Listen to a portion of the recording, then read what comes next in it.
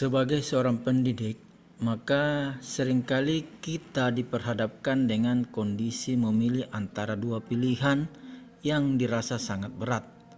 Sebagai pemimpin pembelajaran, diharapkan kita mampu mengambil sebuah keputusan yang tepat dan benar, serta yang paling penting adalah keputusan tersebut haruslah tidak memihak pada salah satu dari suatu masalah yang sedang dihadapi.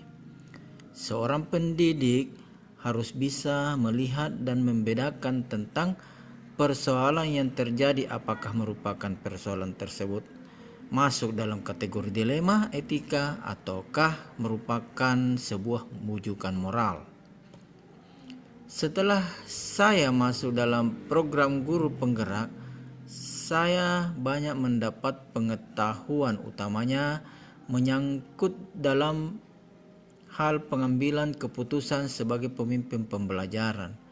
Ilmu yang saya dapatkan dalam modul ini akan saya bagikan kepada teman-teman guru atau rekan sejawat di sekolah kami, atau bahkan berbagi dengan guru lain walaupun tidak berasal dari sekolah kami. Namun saya akan memulai dari sekolah kami terlebih dahulu. Untuk mentransfer apa yang saya miliki setelah mempelajari modul dalam program guru penggerak ini, maka langkah yang saya lakukan dengan mendiskusikan bersama kepala sekolah untuk diberikan ruang dan waktu untuk berbagi kepada teman-teman lainnya. Selain itu, bisa juga dengan cara memanfaatkan waktu-waktu luang untuk berdiskusi dalam sebuah kelompok yang sudah kami buat, yaitu misalnya kelompok kecil serumpun mata pelajaran, komunitas praktisi yang sudah terbentuk. Itu akan membantu saya agar pengetahuan yang saya dapatkan bisa dibagikan kepada yang lain. Dalam kesempatan tersebut, saya akan mencoba untuk berbagi bersama kepada semua anggota komunitas teman guru tentang pengalaman yang sudah saya dapatkan ketika belajar cara pengambilan sebuah keputusan.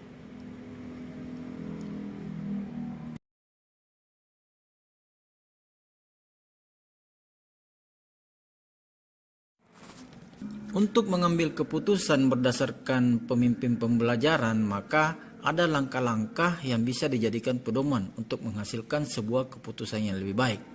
Langkah yang pertama adalah kita harus mengenali dan mengidentifikasi terlebih dahulu permasalahan tersebut masuk dalam kategori dilema etika ataukah bujukan moral. Setelah kita tahu permasalahan tersebut masuk dalam kategori dilema etika, maka langkah kedua yang dilakukan adalah dengan menganalisa kembali dengan berpatokan kepada 4 paradigma.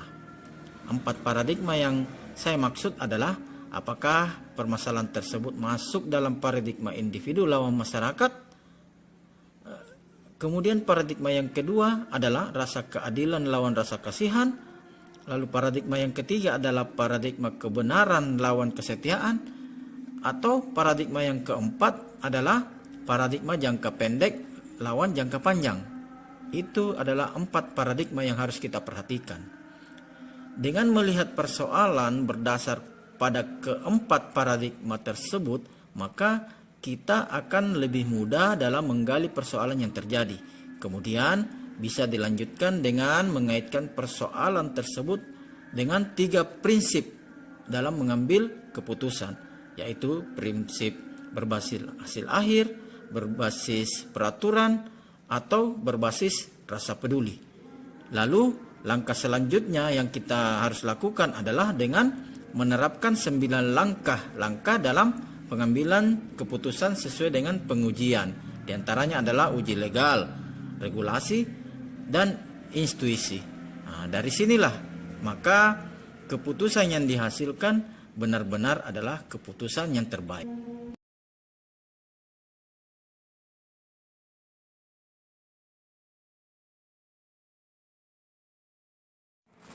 Kalau ditanyakan masalah mulai kapan, Maka sebenarnya setelah saya mempelajari dan memahami cara pengambilan keputusan sebagai pemimpin pembelajaran tersebut, maka sejak dari situlah saya mulai mau mempraktekannya dan berbagi bersama teman-teman lainnya. Dengan mempraktikkan cara pengambilan keputusan tersebut, maka kita akan terbiasa sehingga akan mendapatkan pengalaman-pengalaman dalam pengambilan keputusan. Dengan demikian, apa yang didapatkan sebagai hasil dari pembelajaran tersebut, kita menjadi tidak lupa pengetahuan tersebut dan akan terus melakukan langkah-langkah di setiap akan mengambil sebuah keputusan.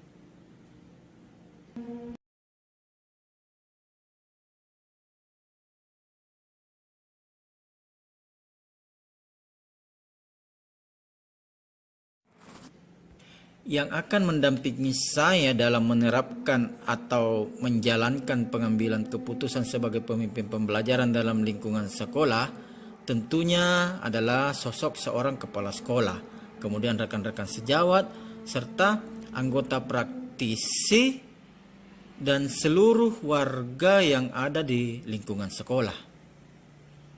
Dalam hal mengukur efektivitas dalam pengambilan keputusan, pastinya saya dapat melihat dari refleksi saya setelah melakukan pengambilan keputusan, sehingga saya bisa merasa bahwa keputusan yang saya ambil tidak ada pihak yang dirugikan atau tidak berpihak sebelah, karena pengambilan keputusan yang tepat adalah mencari solusi terbaik bagaimana mendapatkan keputusan yang benar-benar. Pengambilan keputusan yang tepat dalam memimpin pembelajaran adalah pengambilan keputusan yang mampu menyeimbangkan antara dua pihak atau antara dua opsi yang ada dengan pilihan yang tepat dan benar sehingga tidak merugikan salah satunya.